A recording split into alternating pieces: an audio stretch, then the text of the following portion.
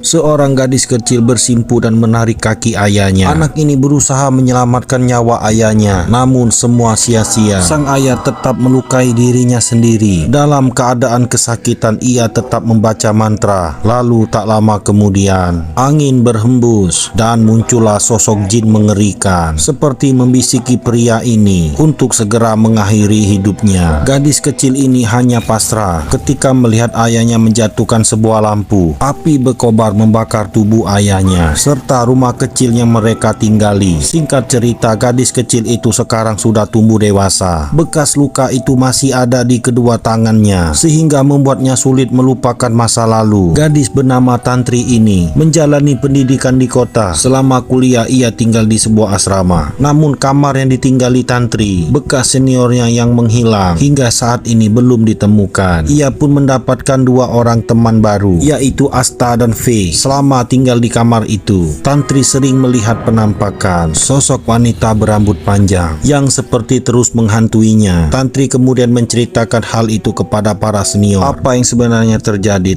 Ketika membuka jendela, tiba-tiba muncul sosok hantu wanita, membuat Faye ketakutan. Sementara Tantri yang sedang tertidur pulas, tiba-tiba bermimpi berada di suatu tempat. Di sana ia melihat seorang pemuda yang bernama Choki menulis sebuah pesan pada sebuah buku. Lalu setelah itu, Choki mengarahkan pisau ke arah kepalanya. Di depan mata Tantri, Choki mengakhiri hidupnya sendiri. Setelah kepalanya terluka parah, Choki keluar dan menuju ke sebuah sumur tua. Tantri yang terus mengikuti Choki berusaha menghalangi, namun Choki malah memotong lehernya sendiri. Setelah itu ia melompat ke dalam sumur. Tantri hanya bisa menangis melihat kejadian itu hingga ia terbangun dari tidur. Namun anehnya, tangannya benar-benar penuh dengan darah. Mimpi yang dialaminya itu seperti kejadian nyata. Keesokan paginya, tempat itu ramai karena orang-orang menemukan jasad Choki di dalam sumur dan sudah membusuk karena Choki diketahui menghilang beberapa minggu yang lalu, bahkan sebelum Tantri datang dan tinggal di asrama.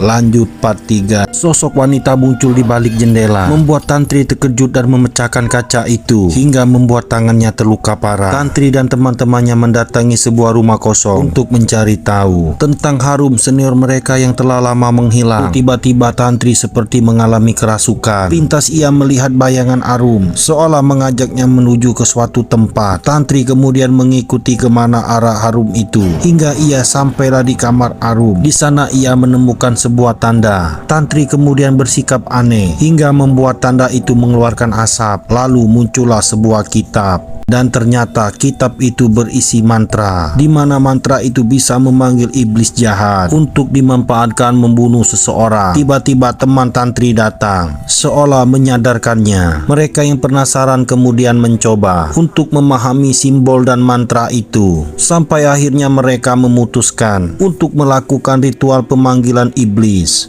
Dengan menggunakan batu kecil yang tajam, mereka saling menggenggam dengan erat hingga tangan mereka mengeluarkan darah segar yang mengaliri simbol itu. Lalu seperti apakah wujud iblis itu? Inilah wujud iblis Surugana, iblis yang datang ketika mantra itu dibaca. Ketika iblis ini datang, ia lalu meminta korban. Tak heran jika sebagian orang memanfaatkannya untuk membalas dendam, bunuh nyawa seseorang. Seperti kali ini, ia mengetahui siapa yang telah memanggilnya dan mengancam akan menghabisi mereka semua. Setelah itu iblis menghilang. Mengetahui tentang mantra dan iblis itu, keempat remaja ini menjadi cemas dan ketakutan. Lalu setelah Reza mengantarkan mereka ke asrama, tiba-tiba iblis itu muncul di sekitar mobil Reza. Reza yang terkejut menghentikan mobilnya, lalu seperti dicekik dari belakang. Saat Tantri dan Faye memanggilnya, Reza berlalu pergi begitu saja tanpa menghiraukan kedua temannya itu. Dan ketika Faye sedang merenungi nasib, tiba-tiba muncul sebuah tangan yang meraba dari atas. Tentu saja hal itu membuat Faye ketakutan. Keesokan harinya ketika Tantri hendak mandi, tiba-tiba ia seperti kerasukan. Tantri kemudian seperti berpindah alam dan mendapatkan penglihatan tentang seorang pria yang tercekik selang oksigen. Dari bayangan kaca terlihat iblis Surugana mempengaruhi pria itu. Siapakah pria ini?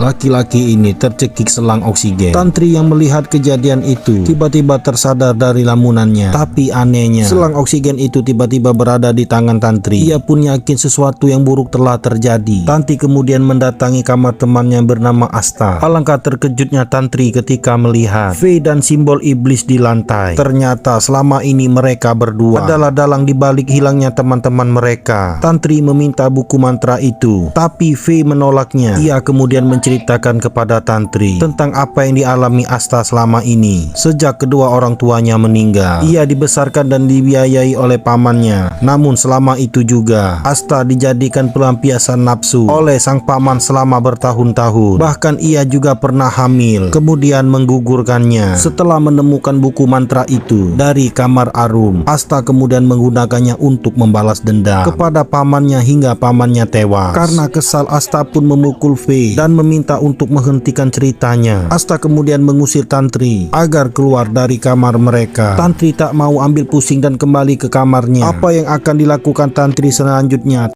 Sosok hantu wanita mendatangi Tantri yang sedang tertidur.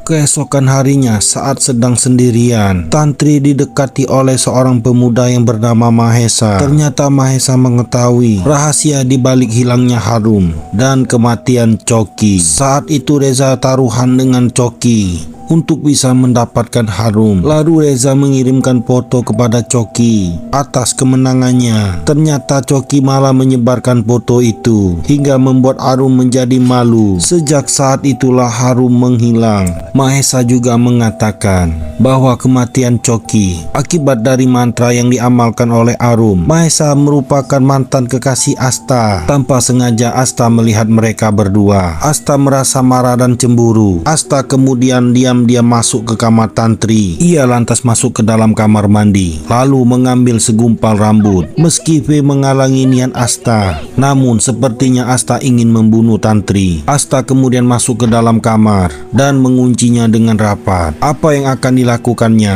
Dengan segumpal rambut dan selembar foto, Asta akan menghabisi nyawa Tantri. Ia mulai melakukan ritual, memanggil iblis Surugana. Tiba-tiba Asta membuka pintu kamarnya. V yang kaget melihat wajah Asta berubah menjadi sangat menyeramkan. Tanpa basa-basi, Asta kemudian menjabak rambut V, lalu menarik sebagian rambutnya. V yang ketakutan berlari keluar asrama. Namun sosok iblis Surugana tiba-tiba muncul di depannya. Reza yang saat itu mengikuti V menjadi saksi ketika tubuh V dikuasai oleh iblis Surugana. Lalu iblis itu membuatnya melakukan hal yang mengerikan, yaitu mencongkel kedua bola matanya. Sementara itu Tantri bermimpi berada di sebuah rumah tua, lalu menemukan seorang wanita sedang diperkaos oleh 4 orang preman. Salah satu preman itu adalah kakeknya. Wanita itu lantas menulis nama-nama preman itu di kitab Surugana. Ia kemudian mengalirkan darahnya hingga membuat kitab itu mengeluarkan api. Wanita ini lantas bersumpah ia akan mempersembahkan dirinya sendiri kepada iblis Surugana asalkan keempat orang itu meninggal. Setelah mengucapkan sumpah, api berkobar semakin besar dan membakar tubuh wanita itu.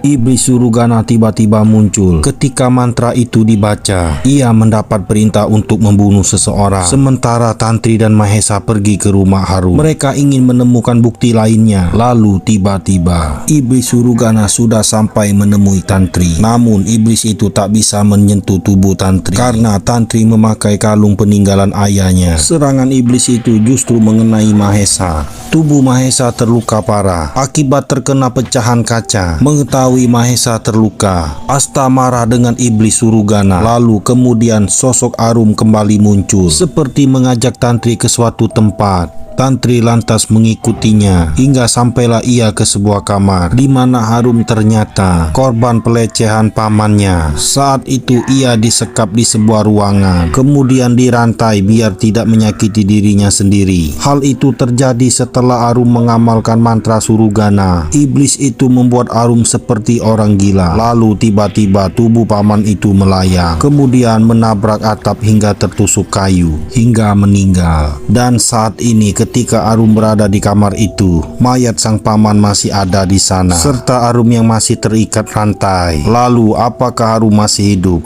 Wanita ini bukanlah hantu. Ia adalah Arum yang ternyata masih hidup. Mengetahui Arum masih hidup, Tantri bergegas untuk melepaskan rantai itu. Tapi tiba-tiba Asta datang sambil mengancam Mahesa. Tantri berusaha menyadarkan Asta bahwa Mahesa adalah orang yang ia sayangi dan tidak boleh disakiti. Tapi iblis itu membuat Asta membunuh Mahesa. Setelah itu Asta tersadar, namun Mahesa sudah tidak bernyawa. Iblis itu kemudian mengendalikan Asta untuk mengakhiri hidupnya sendiri. Asta akhirnya menyusul Mahesa meninggal dunia. Tantri yang tak bisa berbuat apa-apa tiba-tiba dikejutkan dengan teriakan Harum hingga rantai-rantai yang di tangannya terlepas. Namun sebelum Harum membunuh Tantri, Tantri terlebih dahulu menusuk jantungnya hingga Arum juga akhirnya tewas. Kini arwah Arum sudah tenang dan pergi ke alam seharusnya. Sementara itu Reza ditangkap polisi atas kasus perbuatan tidak menyenangkan. Buku mantra itu kemudian dibakar